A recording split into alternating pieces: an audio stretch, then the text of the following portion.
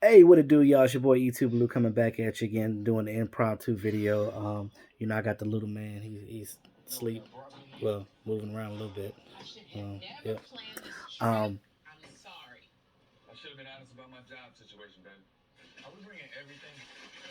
yeah. So trying to do this before he wake up because you know how that is.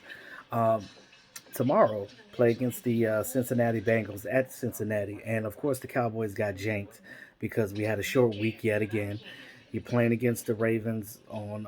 You played against the Ravens on Tuesday. You lost to them. That was a home game for them, so you had to travel, and you had two back-to-back games. You got to travel in less than a week, pretty much. And now tomorrow at 1 o'clock because they changed the game. We were supposed to be playing at prime time, but they moved the game because our team is playing so terribly right now. And because the team is playing terribly right now, we're now playing at 1 o'clock tomorrow. That really sucks. So looks like Jerry Jones is going to be losing some money. And you know, when you start taking money out of Jerry's pocket, that's when he starts to kind of listen to things. So, what's going to happen? You know, is the defensive coordinator going to get fired after this season? We'll see what happens. But obviously, what he's doing with these guys is not working because he's not putting accountability on these players. And when he's not providing that or telling them like, look, this is what needs to happen because there's no consequence. There's no consequences or repercussions for what they do wrong. So because of that reason, they're just going to keep doing whatever because nothing is going to happen. And I feel like you as a defensive coordinator, Mike Nolan, needs to come in and be that one to tell these guys this is what we're doing, this is how we're doing it, and if you don't abide by it, something's going to happen bad. Whether you get cut, whether they embarrass you in the meeting rooms, whatever the situation is, but there's got to be a consequence for this because it's ridiculous and it has to stop. Because the offense, you can't even get mad at them last game. They did what they needed to do.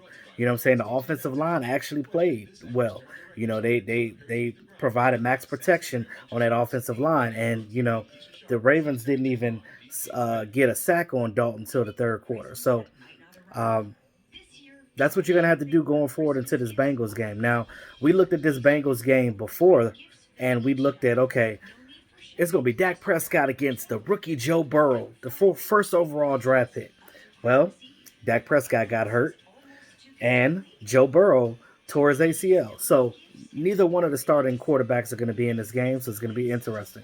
They are starting backup quarterback Brandon Allen. We really don't know much about him, but I don't think that he's a world beater at all. Um, their defense pass rush really sucks. They have not passed. They're dead last, I think, in the lead in rushing the passer. I think they only have like 12 sacks for the season so far. That's ridiculous. I can't say much for my Dallas Cowboys because our defense is garbage as well. We're gonna probably set not only a Cowboys record, but maybe an NFL record on teams running the damn ball on us, and that's not good. And I pointed player execution, and I pointed coaching on that one. You gotta do better than that. Um, Cowboys travel to Cincinnati today for the game tomorrow, 1 o'clock. Now, again, it's a short, very short week for the Cowboys, so they didn't even really get much practice time in. So I don't know as far as injured players coming back. I heard that Tyler Biotish is coming back, but outside of that, I think that Donovan Wilson is probably still going to be out this game, and that sucks because he's that hard hitting safety that you want in the game. Anthony Brown, I don't know if he's playing. He's still questionable. Ezekiel Elliott was questionable with a calf injury, but we'll see. But on to the Bengals. Um, you know, keys to victory.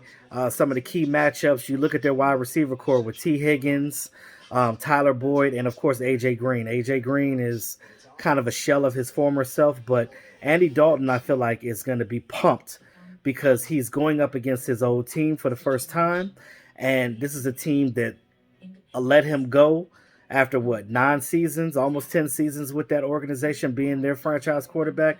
Now him being the backup quarterback for the Cowboys, he's definitely got something to prove to go back to Cincinnati and play against his old team. I know he had this game circled for the whole season. Now I'm pretty sure he didn't think that he was going to play in the game, but that's how things go in football. Players get hurt, and is next man up. You got to play hard. You got to go in there. You got to do what you need to do to play and win the game.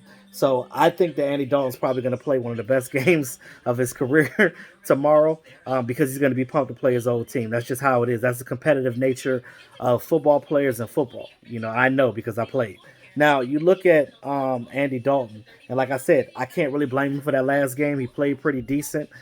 He got the ball where he needed to on certain. He missed a couple of guys. He doesn't have a real good rapport with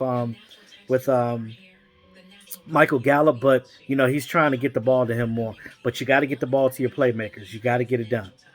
Um, for our defense, though, we had to apply pressure on the young Brandon Allen, and remember they got Giovanni Bernard. Don't sleep on him. He's a veteran running back. They can do some things. We've had teams with their backups running yards on us, like the Ravens game. Their backup running back, their what is it? Their third string running back got 100 yards on us. So we can't allow that to happen.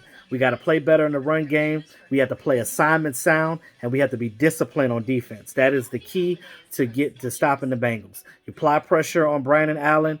You got to stop Giovanni Bernard, and that way he won't be able to get the ball out to AJ Green, T. Higgins, and Tyler Boyd, because those are the top three receivers for Cincinnati. And again, one thing about Cincinnati, you look at the Cowboys. Even though both these teams are fighting for the third pick in the in the draft this year, uh, you look at how both of these teams are not really good teams this year.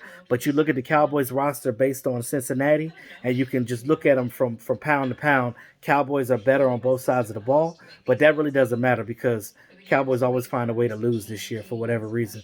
Now, but you got to look at the situation with this. If they play better on defense and they stop that run and apply pressure for Brandon Allen, they should be able to win this game. But one thing I will say about Cincinnati, even though they're not a really good team this year, they are hungry. They have a competitive spirit. This is the type of team that is going to play their hardest against you till the end of the whistle, till the fourth quarter.